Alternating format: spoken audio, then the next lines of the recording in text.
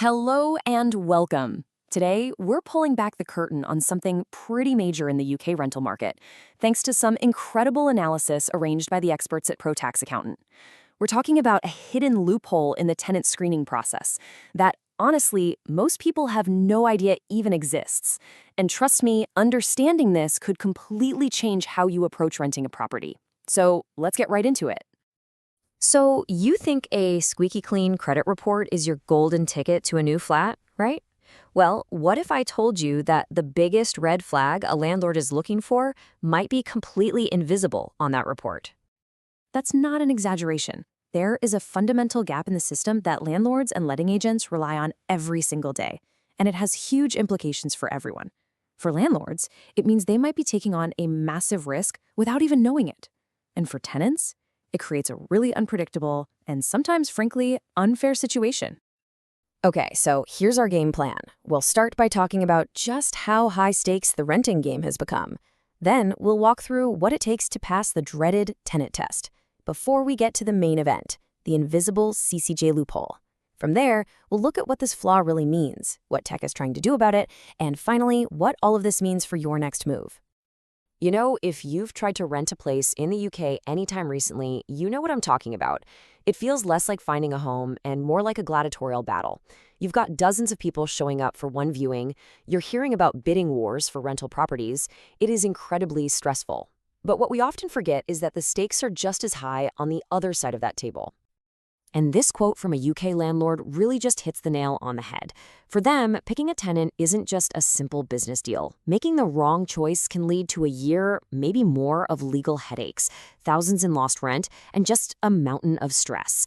This is exactly why tenant screening has become so incredibly intense. It's all about trying to manage a huge financial risk. So let's talk about how they try to manage that risk.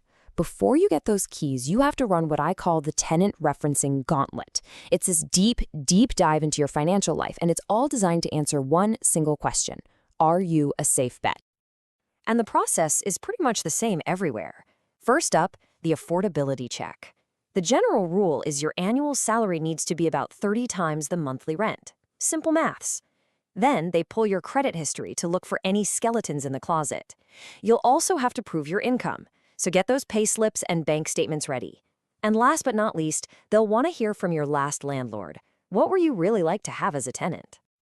Now, what's so wild about this whole thing is how all of that detail, your entire financial story, gets boiled down into a single, simple score.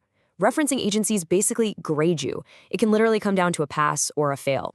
You're missing one document, there's a small misunderstanding, and poof, you're rejected. Just like that. Okay, here's a quick pro tip for you. When a landlord or an agent checks your credit, it's called a soft search. The good news is this doesn't damage your credit score, no matter how many you have. But its main job is to find any publicly registered information. And the one they are really looking for is a county court judgment, or CCJ. Remember that. It's the key to everything. And that brings us right to the heart of what we're talking about today, the invisible CCJ loophole. We just said landlords are specifically looking for CCJs as one of the biggest red flags. So what if I told you the most important ones, the ones directly related to renting, are completely hidden from their view? Stay with me here, because this next point is the whole reason we're having this chat. Right, before we go further, what even is a CCJ? Well, a county court judgment is a type of court order in the UK you can get slapped with if you fail to pay money you owe. It is a big deal. It gets logged on your public record for 6 long years, and it can make getting a phone contract, a loan, a mortgage, and yes, renting a property incredibly difficult. So that leads us to the million-dollar question, doesn't it? When a landlord does that soft search we mentioned, are they actually seeing every single CCJ that's ever been issued against you? The answer, in one word, is no. And this is the loophole that blows the whole system wide open. Okay, let me break this down because it's so important. There's a piece of legislation from 2005, and it contains a very specific exemption. If a tenant gets into rent arrears and the landlord has to take them to court to get the property back, the court issues something called a possession order. Now, that order will often include a judgment for the amount of rent owed. But, and here's the kicker, that judgment for the money is not recorded on the public register. It's completely invisible on a credit check. It only shows up if the landlord goes back to court for a second time in a totally separate action just to chase that specific debt. And as you can imagine, a lot of them just don't bother. So, what does this actually mean in the real world? This isn't just some legal technicality buried in a textbook. It's a genuine flaw in the system that has massive real world consequences for both landlords and tenants. Look at it from the landlord's side. They're paying good money for these checks, and the checks aren't telling them the whole story. They could literally be about to rent to someone who was evicted from their last place for not paying rent, and the credit check would come back looking perfect. It totally undermines their trust in the system. But for the tenant, it's more complicated. On one hand, it can feel like a second chance. Maybe you had a major dispute with a bad landlord and it ended in court. This loophole means you aren't automatically blacklisted forever. But on the other hand, it makes things messy, and as we'll see, you're not totally off the hook. And to get why landlords are so worried about this, you just have to look at the numbers. It's projected that by 2025, rent arrears in the UK's private sector could reach an absolutely mind-boggling £7.8 billion. That's not just a statistic. That's thousands upon thousands of small landlords facing real financial hardship. So you can see why they feel like they're trying to manage this massive risk with one hand tied behind their back. Okay, time for a quick did you know? Even with this giant loophole for CCJs, tenants aren't totally in the clear. Remember that landlord reference we talked about? Well, that can be the killer blow. A really bad reference from your previous landlord can absolutely torpedo your application, no matter how good your credit file looks. If they say you were always late with rent or damaged the property, that can often be the final word. So it's pretty clear the current system is far from perfect. So what's next? Well, as you can probably guess, technology is swooping in to try and plug these data gaps, promising landlords a much clearer view of who they're renting to. And the big buzzword here is open banking. What is it?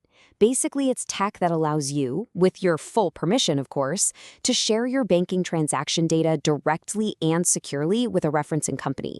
So instead of looking at old public records, they can see your salary actually landing in your account each month and your rent payments going out, all in real time. It's a much more immediate and granular snapshot of your finances. But, and this is a huge but, this solution comes with a massive catch: your privacy. As this quote from the University of York points out, people are really worried about this. And you can see why, can't you? Your bank statement tells the story of your life, where you do your food shopping, your political donations, that subscription you forgot to cancel, everything. Handing over that kind of personal data feels really intrusive to a lot of people, creating this massive trade-off between privacy and convenience. Whew, okay. We have covered a lot of ground. We've uncovered the loophole, we've looked at the consequences, and we've peeked into the future of screening. So let's bring it all home and figure out the absolute key things you need to know. All right, if you remember nothing else, remember this. 1. Standard credit checks are not the full picture. 2. Those really crucial CCJs that come from evictions are very often invisible. 3. This creates a weird situation, a blind spot for landlords, but also a potential second chance for tenants. 4. New tech like open banking might fix the data problem, but it creates a whole new one around privacy. And finally, don't ever underestimate the power of a glowing reference from your old landlord. That can still be the most important part of your application. Look, this is obviously a really complex and tricky area. Whether you're a landlord trying to protect your investment or a tenant just trying to navigate this tough process, getting some expert advice can make all the difference. For specialized guidance on your financial situation, you can always reach out to the team at ProTax Accountant. All of their contact details are right there on the screen for you. And just before we wrap up, a very quick but important reminder. The information we've discussed today is for general educational purposes. It's here to help you understand the landscape. It is not and should not be treated as professional financial advice. Before you make any big decisions, we always recommend that you consult with qualified experts, like the fantastic team over at ProTax Accountant. Thanks so much for joining me today.